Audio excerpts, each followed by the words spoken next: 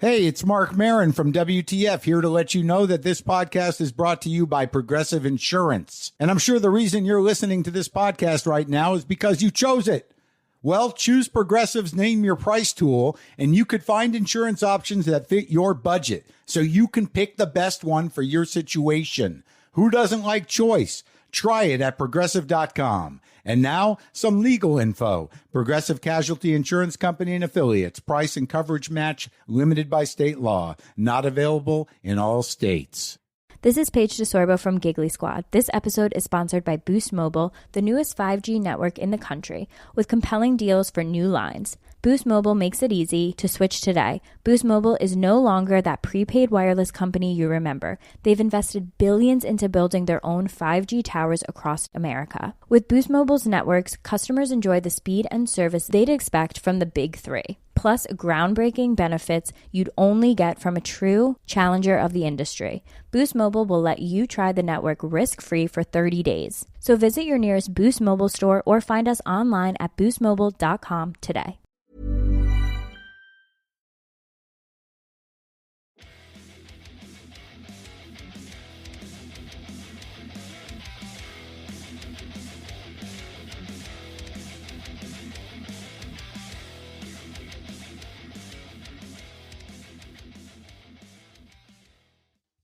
Hi guys, welcome to episode 200, almost 2000, what am I saying? 210.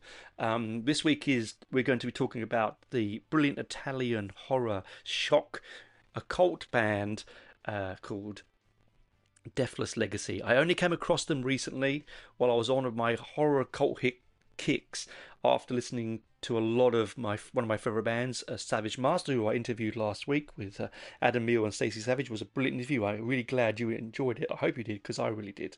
That we had a great time. So looking for more of the same but different. I come across this band while doing my review lists for Metal Ruse, and they're about to have an album released on the 7th of March, and it's their 6th studio album. They first came around in 2013. They were a Death SS tribute band called Deathly. Now, unfortunately, due to some copyright issues and some issues, they had to change their name, and they became Legacy. Deathless, sorry, not Deathly, Deathless. Then it became Legacy, and in 2013 they became Deathless Legacy, which is recording their own music and not covering the fantastic Italian shock band Death SS, which I also love. Now, everything in this band and everything in this album, this particular album, is right in the heavy metal tones ballpark, right in the sweet spot. It's got progressive overtones, being a concept album. It's got a wonderful theatrical, dark, satanic, sort of ominous feel to it. The lead singer, Steva, is got an amazing voice. She is something special, really something special. To look at, she's got this crazy, wonderful image that she's created with the sort of she's got a big mouth that opens wide when she sings, quite a scary, she's got the contact lenses in to with the different coloured eyes, all the sort of dark leather, and it just has this sort of real sense of theatre, very much in the same respect as Ghost was. For me, when I first heard this album, it really reminded me of when I first listened to Ghost and when I really enjoyed about Ghost. It's full of organ music. It's got great driving drums. It's got some fantastic chugging rhythm guitars, sing-along choruses, beautiful, beautiful vocals. It's not growly, it's not aggressive. This is beautiful vocals. And it's just right there. It has a sort of sense of Blue Oyster Cult, a sense of being from a country like Italy, because they're from Tuscany. So being from a country so heavily led by its church and its Catholic faith, it's so delicious and so almost sort of ironic when you come across bands like this that produce this kind of music. Now, it's not by any means it's not sort of black metal-esque Satanism. No, by no means. No, it's not. It's not full of aggressive imagery, and it's actually quite beautiful, the story of this album. It is really interesting. Now, as I said, they first started in 2013 with their first album, Rise from the Grave. Then in 2016, The Gathering. 2017, Dance with the Devils. Then 2018, Rituals of Black Magic, which is a great album I listened to the other day. 2022, Mater Larivarum. And now, of course, Dominatio Eterna. Now, Dominatio Eterna, I probably butchered that. It just means damned to eternity, basically. It's a concept album. Now, I had to listen to it a few times to get the idea of the concept album and see what the concept was. But I listened to it, then read the band's concept ideas. Now, before we get on to that, we'll talk about the band itself. So you've got Steve on Vox, you've got Sergeant Bones on guitar, I love it. You've got Alex Van Eden on keyboards, and he's a great keyboard player. He really rocks this album. You've got Deadwood Nick on bass. He just looks like something from the game. Was it Dead Redemption? It really does. Then you've got Frater Orion on drums, and he also directs the videos and writes most of the music. And then you've got this woman called the Red Witch, who arrived on the previous album. She's a performer, so I think she does backing vocals, but she also does stuff on the videos and in the live shows. I'm not quite sure what she does. If anyone knows what she actually does, please let me know, because there's not a lot of information about this band. They're quite a bit of an enigma. So the album comes out on March the 7th, which is not far away from the release date of this program. It really scratches that itch that Ghost can no longer do since they've become the band they have. It's got a real sense of know where it is. It knows that it's trying to shock. They know that they're creating drama, but they're also making with such beautiful music. I mean, it really is beautiful music. It's quite insane, the level of progginess that's on this album. The level of it just hits my spot. I can't know what I can say about it anymore. I have not stopped playing it for the last week and a bit since it dropped on my desk. It really has Deep Purple vibes, Blue Oyster Cult, Death SS. Yes, it definitely does. It has all of those Italian shock bands, but it also has Goblin. If anyone knows about Goblin, you can go back and listen to my episode about Goblin, the Italian prog synth masters that recorded soundtracks for bands directors like Dario Argento and Lucio Fulci. It has there are moments there where I honestly thought I was listening to the soundtrack for Suspiria or From Beyond or any of those wonderful Italian gore movies which I talked about last week with the guys from Savage Master. They're in the same league as Savage Master, but slightly more operatic. So much more European. They have a very European sound. And I imagine apparently live, quite insane. There's lots of blood, lots of theatrics. The drummer's, full painted body with some satanic symbols on his forehead. The guitarist and the keyboard players are made up. And as I said, it's just stunning. And the latest single from it, which is Miserere. I can't pronounce it very well. Miserere. You've got to look on it on YouTube. I might put a link on in the notes below if I can remember. But the album itself is basically about one of the lesser demons, Malacharum, who is challenged by Lucifer, the devil, to ensnare a priest in an unspeakable sin, that by damning him for eternity.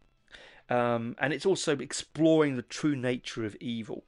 And so each song, when I was going through them and trying to work out what the story was attached to each song, I had one idea, and then I made other notes, and then I went back and then got different ideas, and so on and so forth. But it's a very deeply meaningful album. It's got a lot of very deep conceptual moments in it that may or may not shock you, may or may not. You may make you laugh. You might find it hilarious. Those are atheists may find it just doesn't bother them at all. Those are devoutly Catholic may not enjoy this particular album, but and this particular band because they don't hold any back any punches. They have definitely grown with their sound from their first album, Rise from the Grave in 2013 to this. This is a really polished, finished album. It really has that sense of they know where they're going and what they're doing. I feel that this is the band to fill that spot that Ghost really did leave. And people might say that Ghost brought the way, opened the doors for bands like this, but I really don't actually agree with that. I think that these bands were already on their way quite healthily, because you've got bands like, Merciful Fate, King Diamond, Witch Find. There are all these bands that were doing this sort of stuff before. These just bands are doing it at a slightly different level, at a slightly more polished level. So as I said, I haven't come across a voice quite like Steve's in a very, very long time. It really resonated with me. I don't know why, it just resonated with me.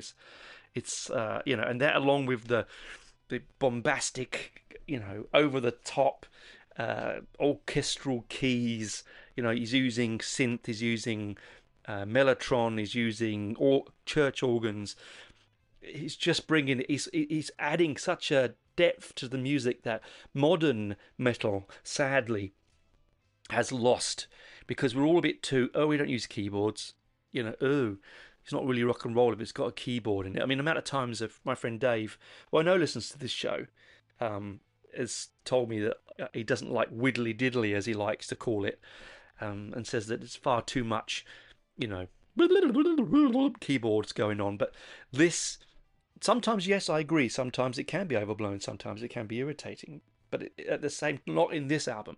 This album, it builds a Scooby-Doo-esque kind of tension, a bit of tension it brings to a crescendo of release, a real sense of choral depth, a real choral sense of sanctity. It feels church-like. It feels disrespectful in some respects. It feels old dark house. It feels lightning in the background and the hunchback welcoming you to the castle. It feels ominous. The way that guitar and drums and bass can do, but not quite in the same league as a decent set of keys. And this one does. It really is a standout member of the band outside of the vocals for me. Although the bass here, Deadwood Nick, knows what he's doing, because it does rumble away and it has quite a verbose and heavy bottom sound to it. Now, it's not a long album by any means, but the story does take you through, and I would highly recommend that you take a time to read the lyric if you can get it when the album comes out. I had to get one sent to me by the PR company when the album was released, because it's not out yet, and understand the story, because once you understand the story, you will feel this sense of sadness that I felt at the end, right at the end. I felt a sort of sense of loss for the poor guy that's been tricked into doing what he's doing, and to losing his faith, and to be drawn into the nether regions of hell. And it is, and as a concept album, it's probably a little bit vague in its connections in each song, but if you do think about it, you will get it. And as I said, just go along. If you're not interested in the story and just want to listen to good music, this is a really light way of getting into the more darker aspects of metal. If this is a gateway into the more heavier, drastic black metal, then so be it. I think it's a nice relief from all the extreme stuff that I tend to listen to now and again. it just tickles my horror theme, my horror movie loving teenage self, the darker side of me. It really tickles it, and it really encourages me to then want to go and put on some fantastic Italian horror movies. I just love this side of metal. I really, really do. I love the sometimes the bombast of it, sometimes the stereotypical side of it, sometimes the ludicrous side of it, actually. But they're not. I don't feel that these guys are certainly. I don't think that they are ludicrous. I generally feel that they are followers of the left-hand path, if you know what I mean. I think they're not like Ghost, which was all pretend. I don't think this band is going to suddenly change its image and its sound just to break America. I think this band is a band that knows where it's going, it knows where it's sitting, and it knows, its direction. Now, when I review this album in the next half of the show, there will be some things mentioned that may not be for younger ears. So, if you have younger listeners, do pay caution, because I won't be. I'll try to restrain myself, but it's difficult when it's this subject matter that is being mentioned. So, enjoy the break. Listen to the ads as usual, or skip it by being on patreon.com/heavymetaltones and pay $2 a month for no ads and videos and all exclusives. Anyway, bye for now. I'm going to go and refresh my tea, get my notes open, and let's talk about this amazing album by Deathless Legacy. This episode is brought to you by Progressive Insurance. Do you ever think about switching insurance companies to see if you could save some cash? Progressive makes it easy to see if you could save when you bundle your home and auto policies. Try it at Progressive.com. Progressive Casualty Insurance Company and Affiliates. Potential savings will vary. Not available in all states.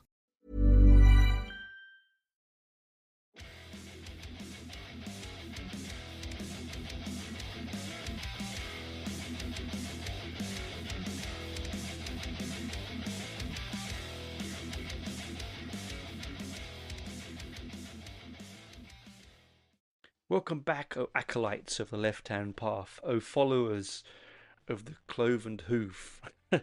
This is the track-for-track chat from about the latest album from Deathless Legacy. I can't get my teeth in today. Damnatio Aeterna. As I said, it means damnation for eternity. This track opens really well, this album. When you hear the music that comes through on this track, the DNA of this particular album will follow right through. There are not much musical changes. There's not much dynamism changing. There is obviously different bits of music in it, but the actual DNA of this first track is what runs right through the whole album, and that makes me a great concept album. That makes me happy because I don't have to then think too heavily of where I am. I can follow the story and follow the feeling, and I enjoy that. Now, it starts with this big bombastic church organ accompanied by an unearthly choir, which could be Red Witch maybe, and it's Steve's voice here. Just take a moment to listen to it and to see just how lovely how enticing it is to bring you in. As I said, it has this great chorus in it, quite dark in its imagery, quite anti-Christian, of course, because it's talk about damnation, but it's also it's so European in its approach. It's so Italian, I think, Italianate maybe, in its approach to religion and the darker sides of religion. Here we open with the story where we first get introduced to Malcolm, Malchrun, Malcolm. I'm mispronouncing, I'm sure, and we find that his journey, shiver of pain from the depths of Acheron into Cocytus Lake, which apparently, I've said that wrong, Cocytus, apologise to acolytes, but it is one of the lakes of or one of the rivers of Hades. My satisfaction is your bane. You name with a request of pride and vain. So he's been saying, the devil was saying, I want you to go and create pride and vanity. You're a seeker of majesty, the reputation that rhymes with me. I am a bit tempted to see what you could really, really be. So he's picked his victim, and he's going, right, I'm gonna take you in. Don't you see those flames are not just as hot as they could be? Oh my darling, I want to see them burning. So really, he's gonna tempt this poor bugger. Bring me their souls, the devil was saying. Drown in their sins. Condemn them to damnatio aeterna. Not just a simple soul. I want you to bring me. I need the sinful juice of a priest. Let his soul stain with his desire, sins of the flesh for unspeakable affair. Make him insane. Make him profane. Only his own hands he will have to blame. Show me your skills. I'll enjoy the show as I will be in the front row. Brilliant. It's you know, I love the way that she has simply introduced the main character into this power play. This, go forth, my evil dominion. Don't just bring me any soul, but bring me the soul of a priest, and make him sinful, make him lustful, make him everything that he has said he would never be. And he's musically, as I said, quite bombastic, it's quite beautiful. It rumbles. I love the keys in it. Again, as I keep saying, that's what really makes this album for me. This sort of rampant church organ that's not quite church organ. It's sort of dark black satanic organ, and it really does ring to those deep-seated depths of your soul. It really does. And then we move into Miserere. I am going to mispronounce that wrong. It's Miserere. Okay, she sings it beautifully. Now, Miserere, okay, it's actually a psalm. It's Psalm 51 that was written. It's by Gregory Allegaria, composer in the 1630s, for the exclusivity of the Sistine Chapel. It's usually played on Holy Week, and it was written for Pope Urban VIII. It's simply means mercy, in that respect. It's a thunderous tune, lots of guitars and keyboards. Again, the voice is there's so much drama. Her voice adds a lot of dimension and drama to this song, and it's actually very sing-along, and it reminds me, again, very much, and I don't want to keep making this a comparison because I think it's unfair to them, but it reminds me of how I felt when I first heard Ghost. It really does.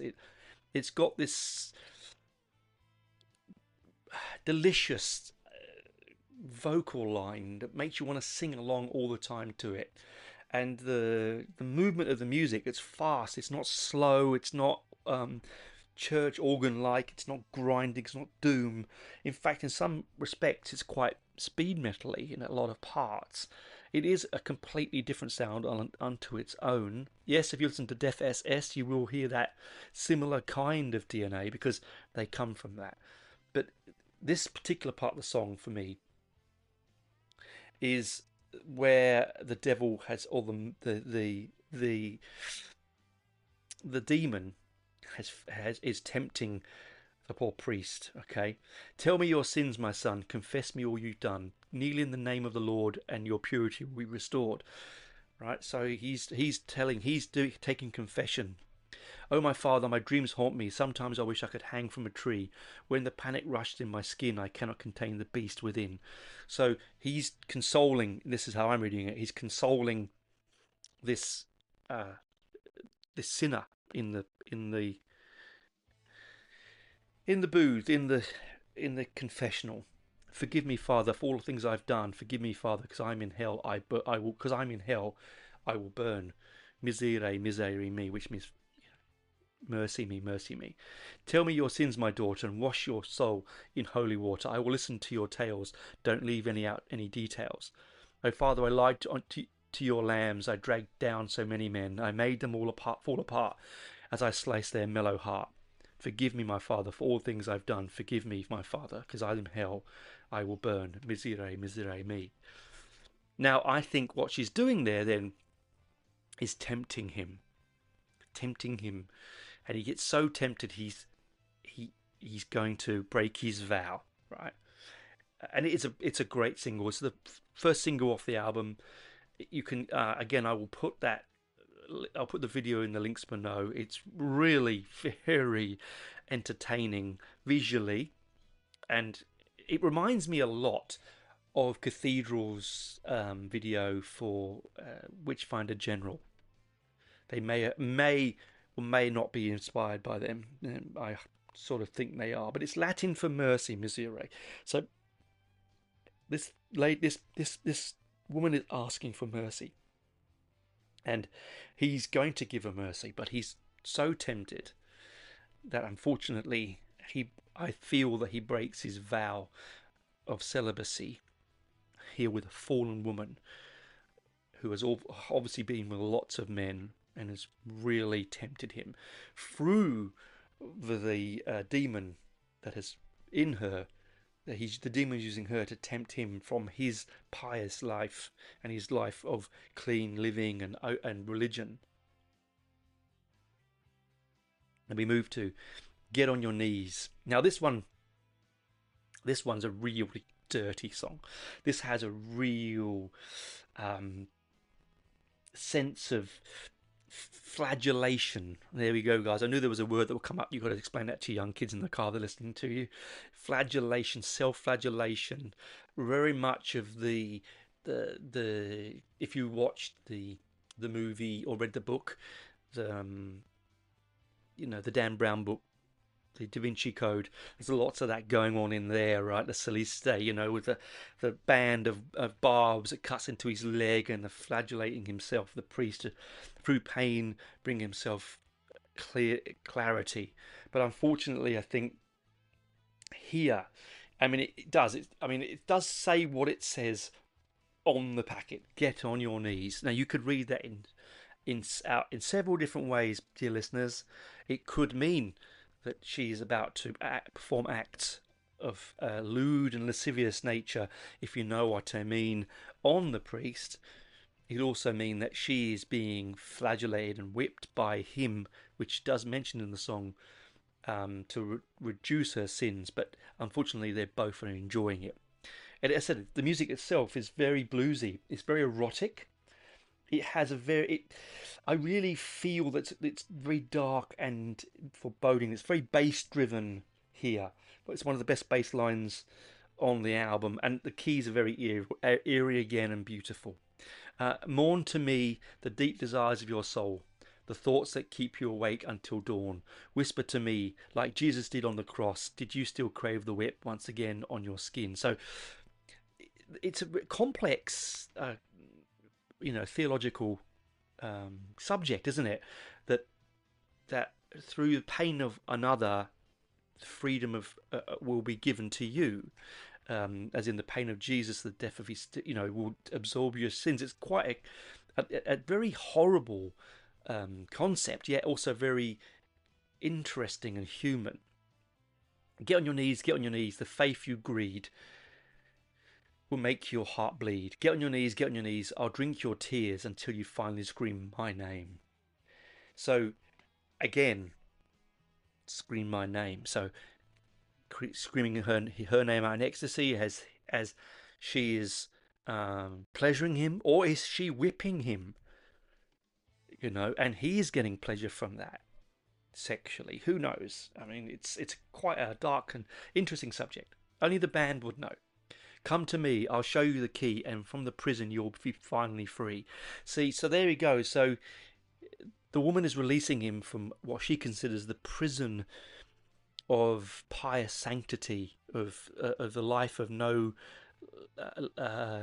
lustful pleasures. But he also might be releasing her from a life of lustful pleasures into a life of piety. You don't know. Pray for me if this unseemly dream, 'cause I've no soul to redeem. Yeah.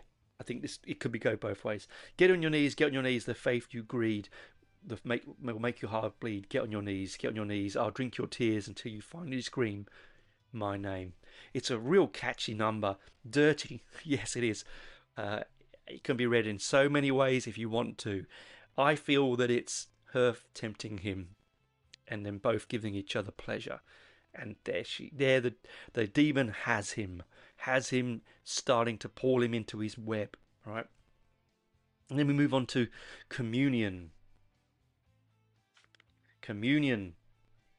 Now this here is quite ethereal. It's quite a mocking the concept of chapel music. I feel it's real mocking the idea of the celestial tune, the music played by monks and nuns and choirs. It's mocking the act of communion. You know, it's the wafers of Christ, the Eucharist, the transubstantiation. There's a long name. Long word. You try and say that when you've had a few drinks. I always thought the transubstantiation was that box at the end of the road that gave us power into the houses, but apparently I was completely wrong. It's all about the changing of Christ's blood into wine into blood, and the wafer into flesh of Christ. Very controversial, caused a lot of wars, caused a lot of deaths in the name of religion. But the reason this song is here is because it's one of those. The communion is very sacred, very, very sacred. And I do not take that away from the Catholic listeners to this music, to this program. It's very sacred to you, and I don't disrespect it. All power to you. But the reason this is here is that I feel that the demon inside the priest now is starting to look at the communion in a different way. He's looking at it in a way that that's saying, you're just taking this as blind acceptance that this is what's happening, but truly it's not. Now the blood is becoming the blood of Satan. Now the flesh, the Eucharist, the wafer is now the flesh of Satan, and you will consume it. It's quite dark. It's very dark, actually. The lyric is that strands of smoke by the altar, the smell of incense in the air, candles flickering in the twilight, flames dancing on every breath. Is your faith milky white? So is it opaque? Do you believe? Pure and bright? Question mark. From your hands dipped in your sins, from your hands the body of Christ gets wet for me. So he's dipping the Christ, the body of Christ in the blood of Satan. It sounds like to me. It sounds like it's an abuse or a bastardization of a very holy sacrament. And then it goes into the chorus: communion, hoc est corpus meum, which is this is my body. Communion, hic est sanguineus mei, which is this is my blood. And again, I'm sorry if I've said that wrong. It's the best keys on the album by far. I really, really think that now, thinking about it. The heavy riff, heavy driven. It's very sacrilegious. It feels sacrilegious in a really good way. I love a bit of sacrilegiousness, you know me. Blades of light through the stained glass, slowly piercing the Holy Ghost. His hands are shaking. He's reluctant. I can see something in his eyes. So finally, the demon is there, and he doesn't want, and he's trying to stop the priest from giving communion to people because he thinks this will only add more souls of light and take away more souls of dark. But more telling is that he can see it in his eyes. Blind acceptance to the evil that's coming. And then we follow it with the Indulgentia Plenaria. I've said that again wrong, I'm sure, but it's basically means it's the temporal punishment. It's the relinquish of the temporal punishment of sin. So it's what happens when you give confession or for Holy Communion or attending the first Mass of a newly ordained priest. It's that saying, I've done this, and God forgiving you for those minor sins. It's the exploration of the avarice of human soul, right? It's what they do and then expect to be to be forgiven. This is I love Steva's voice on this. In fact, her name is actually Steva Deathless. That's her full name. But it's very catchy in a strange and interesting way. And for me, I've written here in big red as false forgiveness and greed. Okay, it's people wanting to be greedy and false, but yet still wanting to be told it's okay to be so. A scream rises from the depths of hell. As for the devil, nothing is worse than jubilee. Right, which means that it doesn't want joyousness. It doesn't want repentantness. It doesn't want these sinners to be given back the right to sin again. Many dirty souls destined for hell, a lot wasted work, saved just before the bell. So the creature inside the priest is trying to stop it, trying to say that whatever you say to me, I'm not going to forgive. I'm the gate from sin into grace. This is what the priest is saying. I'm the gate. Through me, you'll be saved. So he's fighting this battle, indulgentia plenaria, soul salvation through the holy gate. Clean your soul and dream your fate. So he's saying to these sinners, we can save your soul, but we know that his soul is long to be sold. It cannot be saved. Soul salvation at a very good price. With some gold you can buy paradise. And here's where the devil is stepping in. He's saying that we can save you, but you pay us. And there is the sin of greed and the sin of money, right?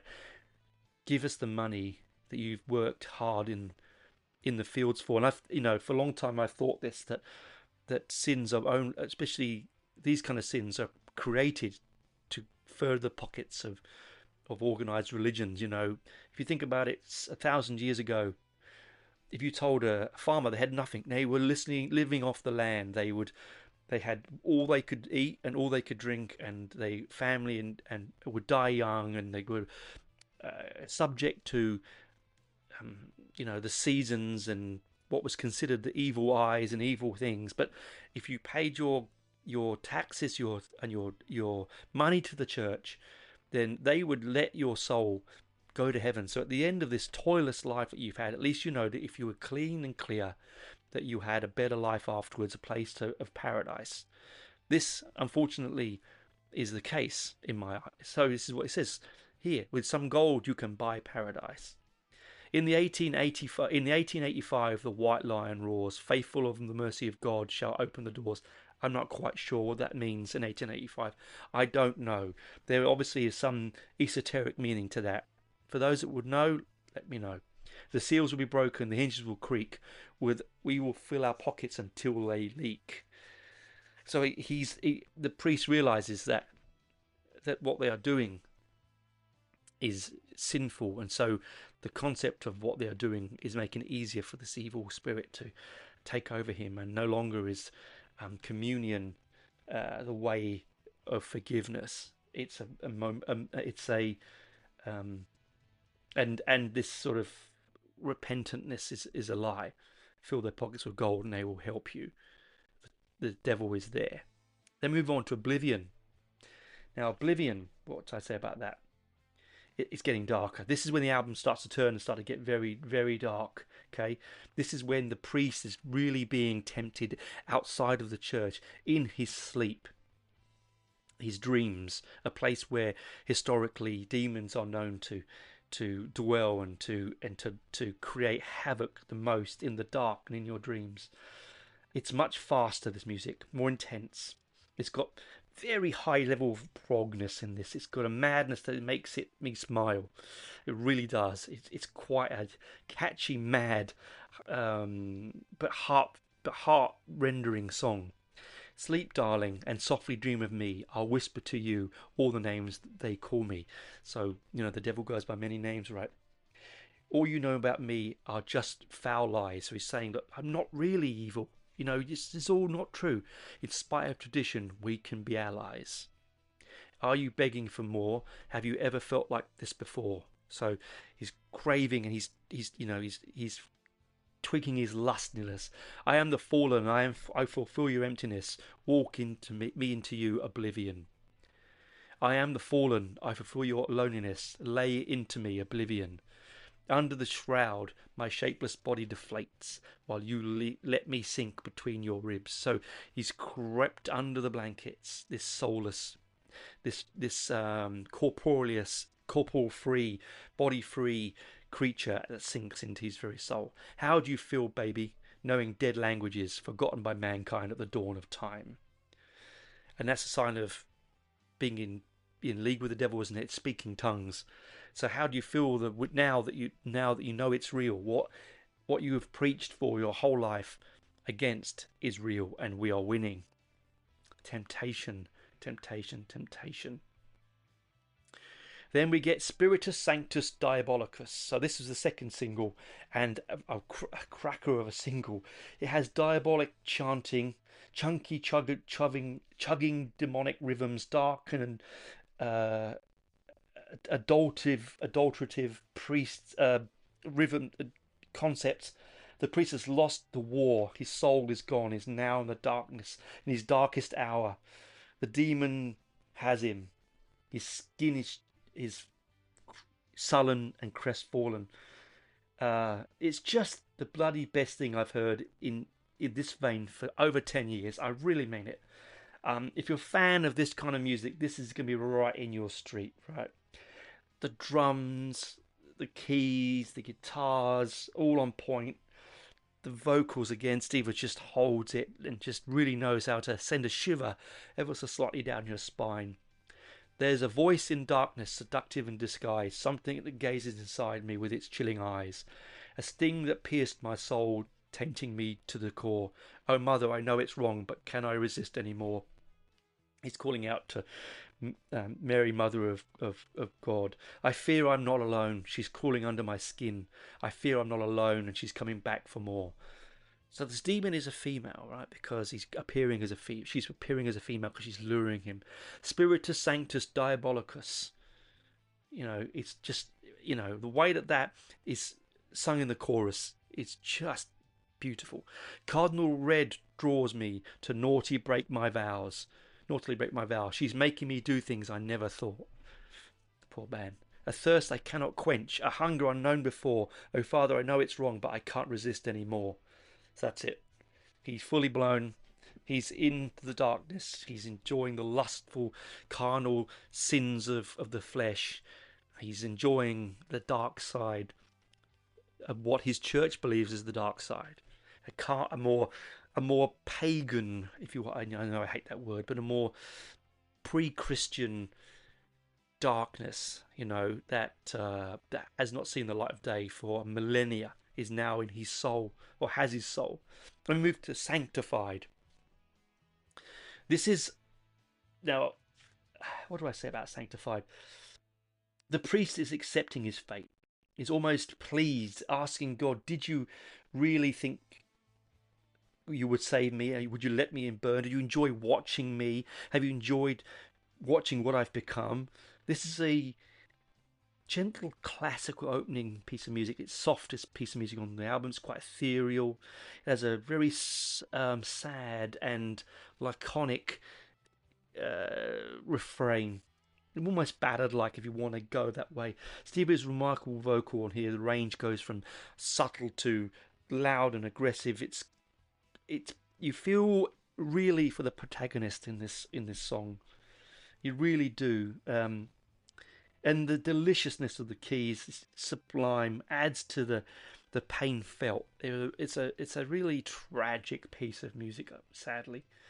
And it's not a long song by any means, but lyrically it's quite beautiful. I worship my scars as they carve me a sanctified. So he now is fully worshipping out from the Church of Christ into the Church of Satan. I worship my scars as they shape me, sacrificed. So now, where light shaped him into the human he was, the darkness has shaped him to the beast he'll become. Oh God, where your lies? Where your eyes so tightly closed, or were you watching in silence? Maybe my prayers for help weren't strong enough to reach you. So what he's saying is that You were watching me, weren't you, God? You knew this was happening, and you wouldn't stop it, and you could not stop it, because there needs to be a balance of in the universe, and a balance in souls. Not everyone is going to be. There has to be always, forever, an eternal war, because without contradiction, there is no light. Without no light, there is no dark. And if it was all just light, there would be no reason. There would be, in my opinion, or in theological reasons, no reason to continue. You do need that continuous fight. The struggle is what it's all about. I worship my scars as they carve me sanctified. I worship my scars as they shape me sacrificed. I will burn down until I fade away, and from this wound I might heal someday. So he still has this faith that he may be saved, but it isn't happening. It's not going to happen. And then we move on to Mother of God. Now, what have I written about Mother of God? This is the revelation that the Mother of God is not helping this poor man in his darkest hour. That she sees his sins and his humanity, and they are not to be parceled in and tucked away and fixed. She sees all, but she lets it happen. This is the thing. Here it all gets very real for me. It's quite intense and brooding and dark. There's a rantingness to it. It's breathtaking in its simplicity, but quite scary in its complexity. It's quite fearsome, actually, and I feel very much for him. I glance into the mirror, surprised to see a strange reflection that there shouldn't be there. So he's now seeing his self, his demonic self, but he also, in the background behind that, he can see the halo of the Holy Virgin. It says, blinded by her halo, I fall to my knees. Most Holy Virgin, please have mercy of me. So he knows that he wants to be cleaned. Mother of God, soaked in our blood. Dark Mother of God, soaked in our blood. As I said before, it's, the Christian faith and the Catholic faith is based heavily on sins of our fathers and the pain of the deity. Oh dear, don't you expect to see me here? This is her words. It is because of these blood tears that you hang on, let me just make that a little bit bigger. Oh dear, you expect to see me here. It is because these blood tears that you tremble with fear. Do you think I don't know what you've done in these years? You stained your cardinal red with your affairs. Oh dear, didn't you expect to see me here? These bloody tears are for thee. Because often you see images of the Mother of Christ crying blood, because she's crying tears for the sinned and the sinning, and he's not coming back.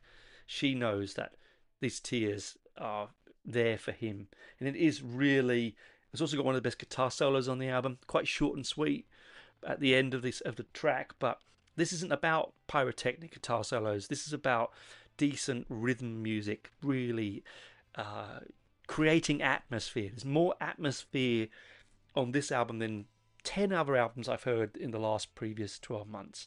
This is really something special, and I know that you're going to probably go away from this and go, what the hell were you talking, Tony? I don't get it. But I hope that you do, because I'm a convert. It's an amazing album. Then we move on to Nightshade, coming to the end of the album here. Nightshade, this is where the priest has looked into the mirror and takes his own life with nightshade, deadly nightshade. It's a poison. It's a plant that the tomato plant belongs to. It's quite a nasty death, but it is quite a classic death for the ages. A lot of people throughout ages have taken hemlock or nightshade to kill themselves, and this is where he can't take it anymore. His life is so tormented with the pull between good and dark that he might as well just end it and let the demon win, because he's not getting back. This is dramatic. It has real sadness in her voice, Steva's voice. It's quite fantastic in its chugging metalness. It's thunderous, and it's got a great chorus. It's too late for him, but you can sort of hear the sadness in the lyric. I just want to sleep without being catched by the monsters that haunt my dreams. They devoured me, leaving nothing more than an empty shell on the shore. So he's on the shore of Hades, on the shore of River Styx. I'm beyond repair. I'm rotting to the core, and I've no soul anymore. I hope someday I'll be free. Why has my prayer ever been heard? So he's now so beyond. Isn't like they're not even the good Lord isn't listening. Nightshade, come to me as I step into the dreams. Nightshade, run me through this dark tide. Nightshade, come with me. I don't want to linger here. Nightshade. And as soon as I close my eyes, they're waiting for me. In the dark inside, the cardinal spider will feed on me once more. And I left my broken frame on the floor. So he's dead on the floor, and the cardinal, the evil cardinal, the dark, sinful cardinal of Hades and hell will feast on him once more. Yeah, it's a bit when you read it that way, it can be quite daring and quite sort of scary, but it is a fantastic concept. I just love it. And then we finished the album on again. I'm gonna absolutely push through this. Gehenna, Gehenna. It's actually a Hebrew word for walking in the valley, walking in the shadow of in the light. It's a Greek translation from the New Testament. It also means hell, but the Greek definition of hell, basically. So that's what we're going to go. He's finally in hell. He's walking in the valley of hell. The priest is there finally. He's joining the rest of the tormented souls. It's a dark rhapsody. It's a textured, brooding, layered helplessness of a piece of music. It feels tangled. It feels cloying. It's quite a sad ending. The devil has won, and it has its overture. As feels like it's an eternal overture. While the sun slowly dips, soaking everything in a crimson sea, the shadows of the trees grow longer, as they were merging in a great abyss. In the clear moonlight, an unholy chasm opens wide, where a sea of limbs awaits. Your soul, Gehenna, in the shadows of the divine. Gehenna, Gehenna, Gehenna, a scar in the firmament, where the tree of life ends. So, like, basically saying, this is bleak. This is right in the Paradise Lost, right in the depths of hell, right in that pandemonium as we spoke about before. Black fingers pierce the bedspread, burning their way to a stifling embrace, wrapping you in a narrow coil of pain, dragging your soul away in the abyss.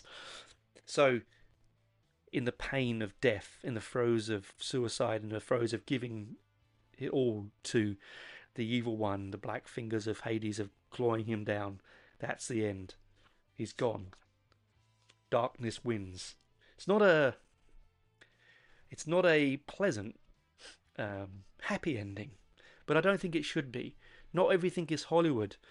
Yeah, sometimes darkness wins.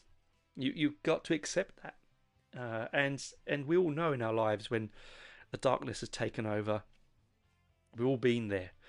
And what I would like to say is that there's albums like this and music like this that can take you away, can sometimes trivialize what you are going through and what you have been through if you study this kind of thing. So it will make you feel like it's not an insult. It's not a lightness saying, hey, what you went through, what you're going through is all just art, and we're just making light of this art. No, what this sort of thing is doing is saying that yes, it's real.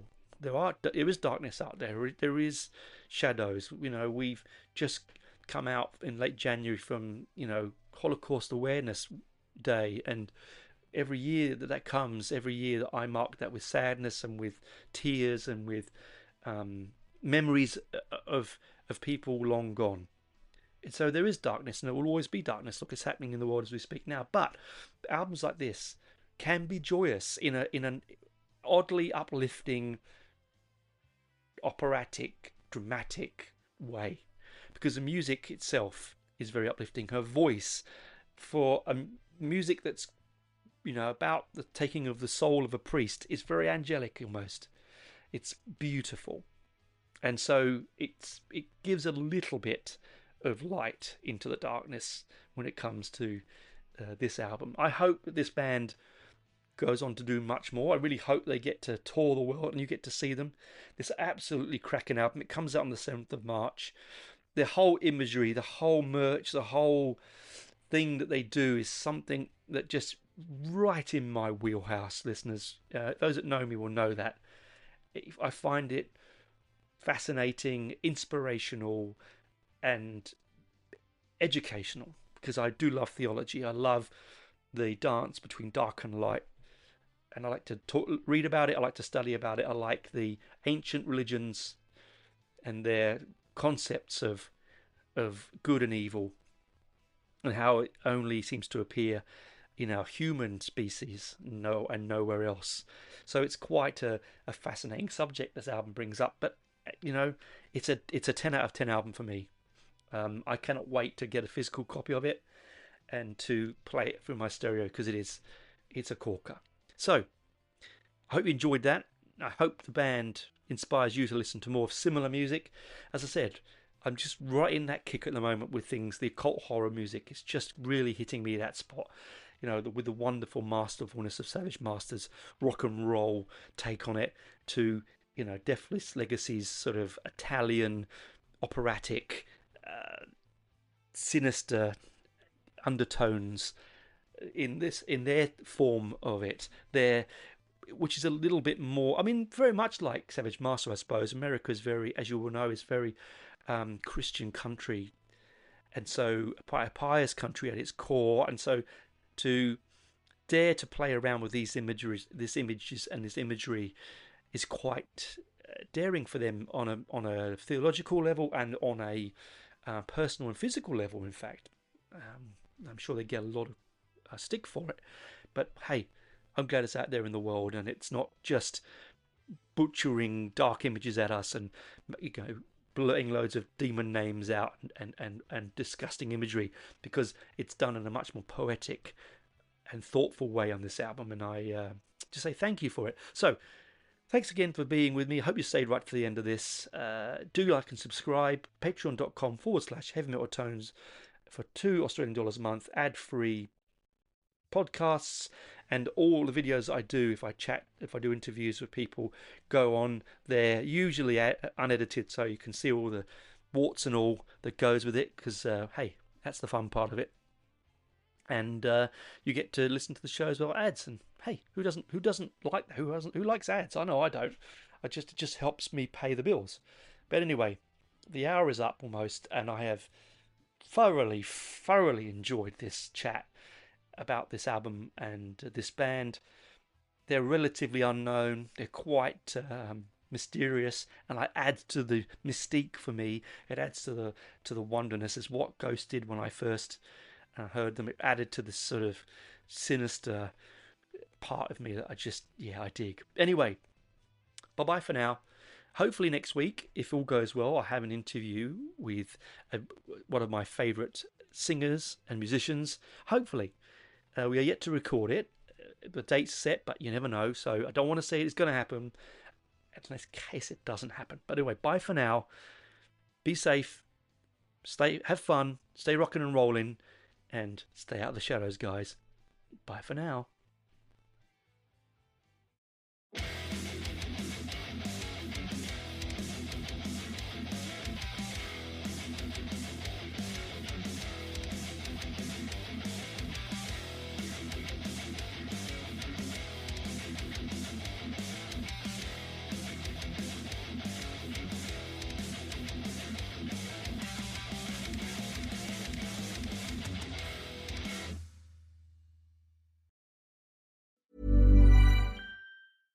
This episode is brought to you by Progressive Insurance.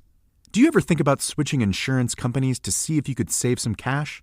Progressive makes it easy to see if you could save when you bundle your home and auto policies. Try it at Progressive.com. Progressive Casualty Insurance Company and Affiliates. Potential savings will vary, not available in all states.